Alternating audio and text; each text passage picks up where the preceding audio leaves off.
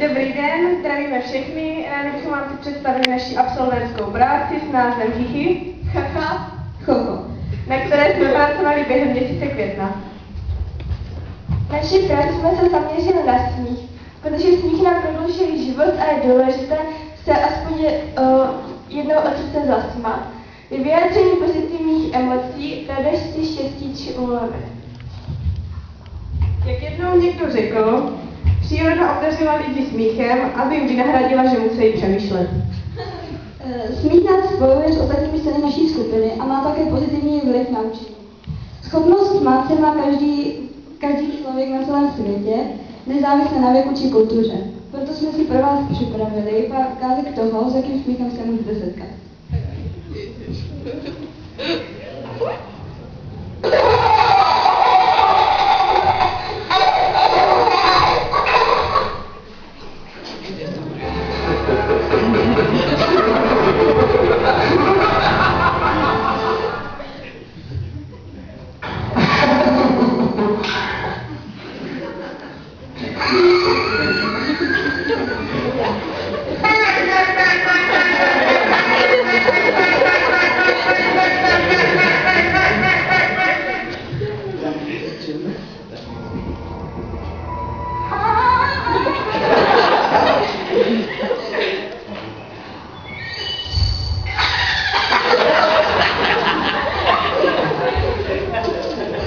První část této práce je inspirována pořadem Vtip za stovku, který můžete vidět každou středu ve 20 hodin na Barandově a tímto vám představuji naši verzi tohoto pořadu Vtip za jabko.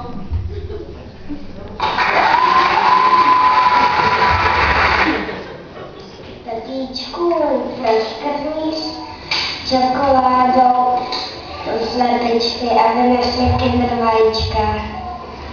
No, tak máme se 2 hodiny. A Téna teďka tak přemýšlí, já.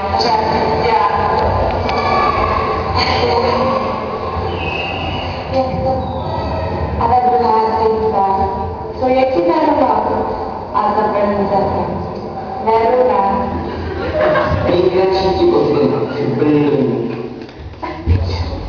Normálně 2 kluci a jeden skáče z hory a říká, a tam říká, já mám vata, a pak skáče ten druhý a říká, žádná vata, beton. Přirozeně zaměřují. Veličí Kuba babičku, postaví a má hrozný kašel.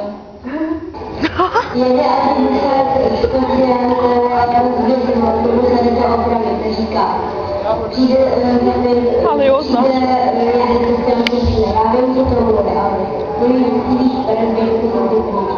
Přijde za tebou a řekne, já vím, co to bude, prosím tě, nevíš nic, budeš prosím. A pak přijde se za 5 minut a řekne, já vím, co to bude, ale když to víš, co to bude, je to rozdíl. Učíme se v škole, co nám dává? Sábo. A co ještě? Sábo. Trošku to pomůžu. Co mám mít taková, když spím?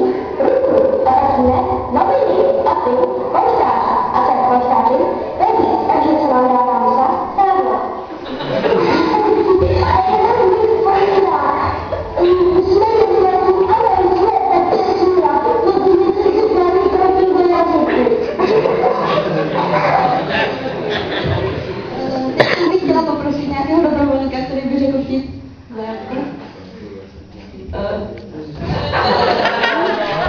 Nevážně se můžete někdo přihlásit, nemusíte se stydět. Nikdo?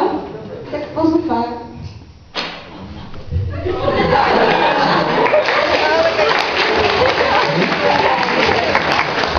Takže živě na fotbalovém utkání reportér zpovídá fanouška domácího týmu.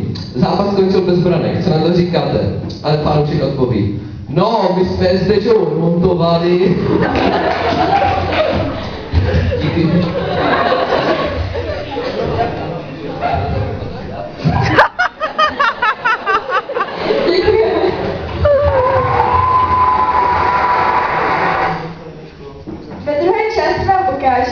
Kolikrát denně uniká příležitostí k zasmání. Jsou to i chvíle jako náš tenhle hudební klip. Doufám, že se pobavíte.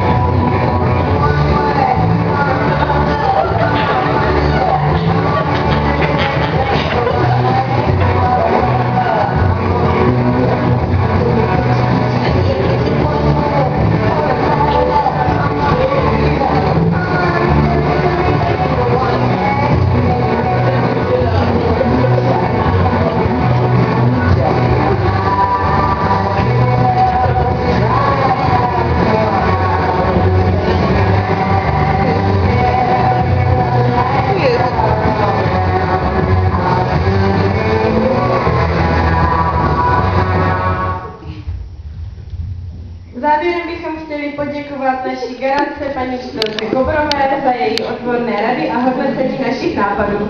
Děkujeme za pozornost.